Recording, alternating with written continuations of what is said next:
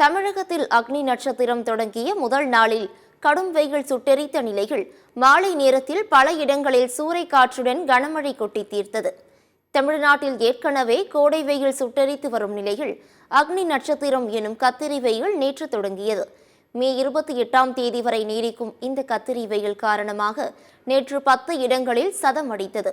அதிகபட்சமாக வேலூரில் 106 degree Fahrenheit வெயில் கொளுத்தியது. திருச்சி, மதுரை விமான நிலையம், திருவண்ணாமலையில் தலா 105 டிகிரி பாரன்ஹீட் வெயில் பதிவானது. ஈரோடு, திருத்தணி, கரூர், பரமத்தியில் தலா 104 டிகிரி பாரன்ஹீட் வெயில் சுட்டெரித்தது. சென்னை மீனம்பாக்கம், சேலத்தில் தலா 103 டிகிரி பாரன்ஹீட்டும், நுங்கம்பாக்கத்தில் 102 டிகிரி பாரன்ஹீட்டும் வெயில் பதிவானது. நெல்லை பாளையங்கோட்டையில் 100 டிகிரி பாரன்ஹீட் வெப்பம் பதிவானது.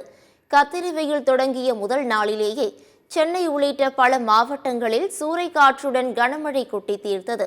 சென்னையில் கருமேகம் சூழ்ந்து பலத்த காற்று வீசியது. பரவலாக மழை பெய்ததால் வெயிலின் தாக்கம் குறைந்து குளிர்ச்சியான சூழல் நிலவியது. திருவள்ளூர் மாவட்டம் திருத்தணி மற்றும் சுற்றுவட்டார பகுதிகளில் சூறாவளி காற்றுடன் ஆலங்கட்டி மழை பெய்தது. புழுதி பறக்க வீசிய காற்றில் மரங்கள் முறிந்து விழுந்ததால் வாகன ஓட்டிகள் அச்சத்துடன் பயணித்தனர்.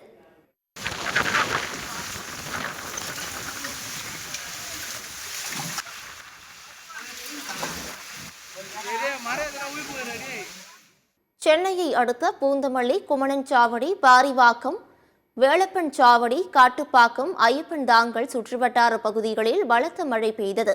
சூறைக்காற்று காரணமாக பூந்தமல்லி அருகே உள்ள சந்தோஷ் திரையரங்க மேற்கூரையின் ஒரு பகுதி முற்றிலுமாக இடிந்து சேதமானது. திரையரங்கில் சினிமா பார்த்து கொண்டிருந்த ரசிகர்கள் பதற்றத்துடன் வெளியேறினர். திருச்சி மாவட்டத்தில் உறையூர், தில்லைநகர், பாலக்கரை, சத்திரம் பேருந்து நிலையம், ஸ்ரீரங்கம், டிவிஎஸ் டோல்கேட் உள்ளிட்ட பல்வேறு பகுதிகளில் சுமார் 1 மணி நேரத்திற்கு மேலாக கனமழை பெய்தது. ஆலங்கட்டி மழை பெய்ததால் மக்கள் ஐஸ் கட்டிகளை கையில் எடுத்து பார்த்து மகிழ்ந்தனர். கோவையில் வீசிய சூறைக்காற்றால் கணுவாய், யமுனா நகர் பகுதியில் உள்ள மைதானத்தில் இருந்த பொருட்கள் தூக்கி வீசப்பட்டன. சூறைக்காற்றின் வேகத்திற்கு தாக்குப்பிடிக்க முடியாமல் நிலை தடுமாறிய இளைஞர்கள் விளையாட்டை பாதையில் நிறுத்திவிட்டு பாதுகாப்பான இடங்களுக்கு ஓடி தப்பினர்.